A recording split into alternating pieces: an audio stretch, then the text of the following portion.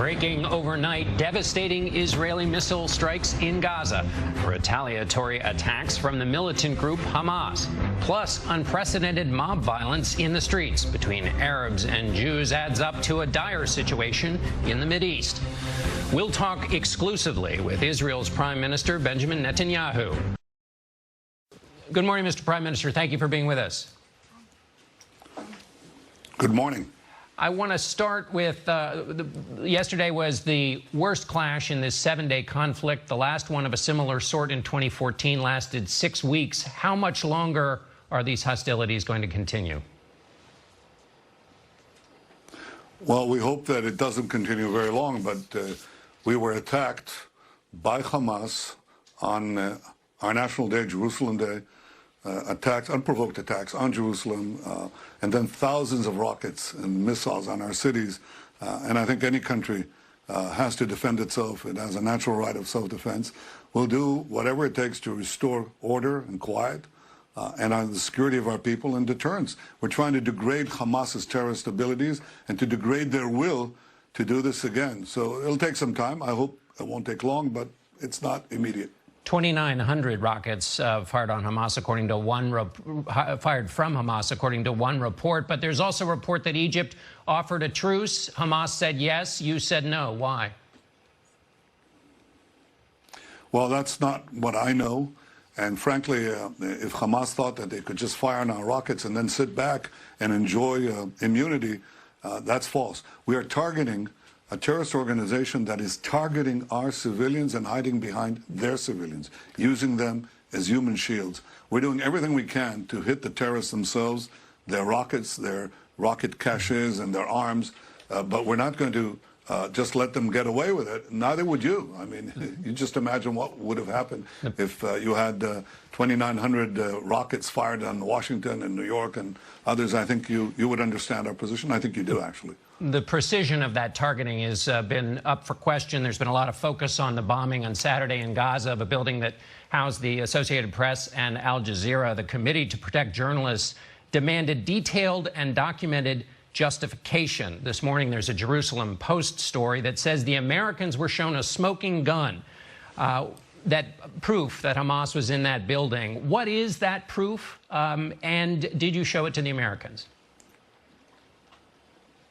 Well, we share with our American friends all that intelligence, and here's the intelligence we had. It's about Palestinian terrorist, an intelligence office for the Palestinian terrorist organization housed in that building that plots and organizes the terror attacks against Israeli civilians. So it's a perfectly legitimate target. And I can tell you that we took every precaution to make sure that there were no civilian injuries, in fact, no deaths, no injuries whatsoever. I can't say injuries. I don't know if somebody received a fragment of a stone. I don't know that. But no people are killed. Now imagine, ask yourself, how is that possible? You see these high-rise towers that are used by Hamas over and over again. They collapse and no one is killed. Why does that happen? Because we, unlike Hamas, take special precautions to tell people, leave the building, leave the premises. We make sure that everyone is gone before we bring down those terrorist facilities. And that's the difference between Israel and Hamas. They deliberately target our cities, deliberately target our civilians. They glorify the death of children and civilians and old people. They are happy with it. I think they're happy with any deaths that are caused to them. We grieve for every non-combatant loss in Gaza, and we grieve for all our civilians who die in Israel. We're not happy with it, and we try to minimize it. I want to get to minimizing those casualties, but you spoke with President Biden yesterday. It's inconceivable you would have talked to him and not shared proof of Hamas in those buildings that housed the journalists. Did you share that with him? Well, we pass it through the intelligence services to our people, to those people.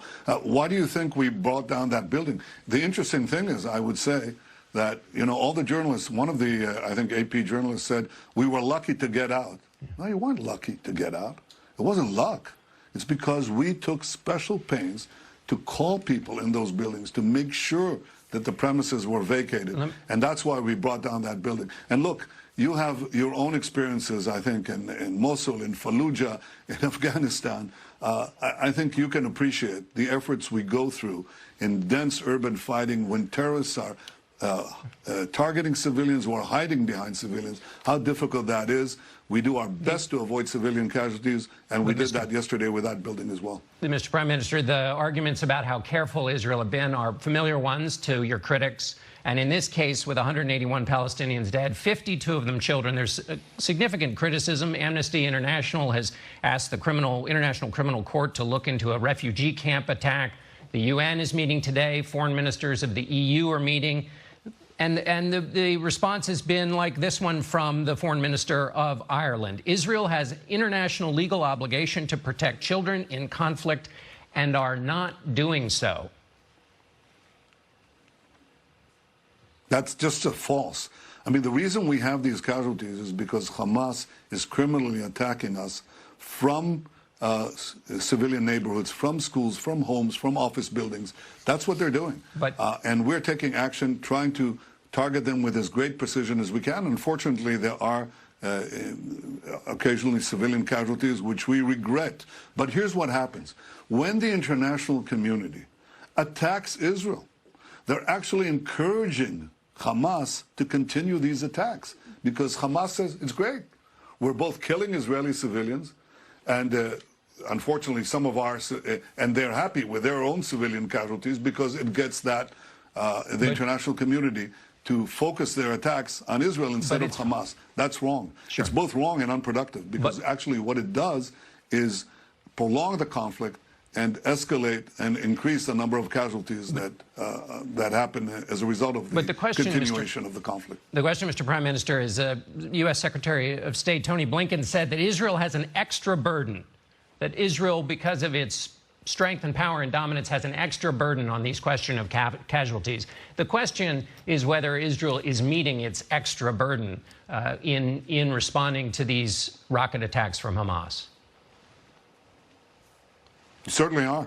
And I can tell you that there have been many studies by serious military analysts who have compared Israel's actions with that of other Western armies in similar situations fighting radical Islamists, whether it's in Iraq or in Afghanistan or elsewhere. And you know how prolonged those conflicts are, how many casualties are caused.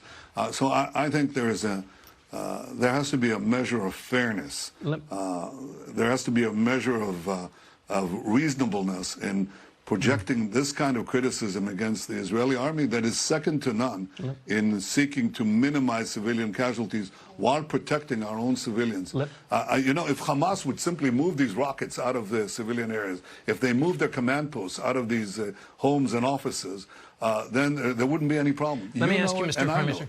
But the fact is, they're sending thousands of rockets on our cities with a specific purpose of murdering our civilians from these places. Let me ask you, Mr. What would you do? Let me ask if it happened to Washington or to New York? You know damn well what you do. Let me ask you, you do at the very least what we're doing. Let me ask you a broader question that was articulated by Senator Bernie Sanders, which is distinct from the clashes over the last week. His argument is that the treatment of the Palestinians is so rough that they are marginalized, demonized in such a fashion that there can never be peace, never be a two-state solution. And that your treatment of the Palestinians outside of this week creates conditions that are always going to lead to this kind of unrest, not just the missile attacks, but the riots you see in cities. What's your response to that? Well, let's divide it into two. First of all, the Hamas is not attacking us because they're trying to increase the welfare of Palestinians. In fact, they're taking huge sums to build the terror tunnels, which we've been able to neutralize, to have rockets, missiles, and other armaments. They're not building up Gaza. They're doing everything in their power to turn it into a fortified terror camp in order to destroy Israel. And they openly say their goal is to destroy Israel. They're not interested in any kind of coexistence, any kind of the kind of peace, the 4 peace treaties that I've made with Arab countries that are changing the Middle East. They're trying everything in their power to avoid the path of peace and reconciliation. So I think any objective observer understands that Hamas is out to destroy the state of Israel, and they're not a partner. As far as the citizens of Israel or Arabs, I've done more than any other prime minister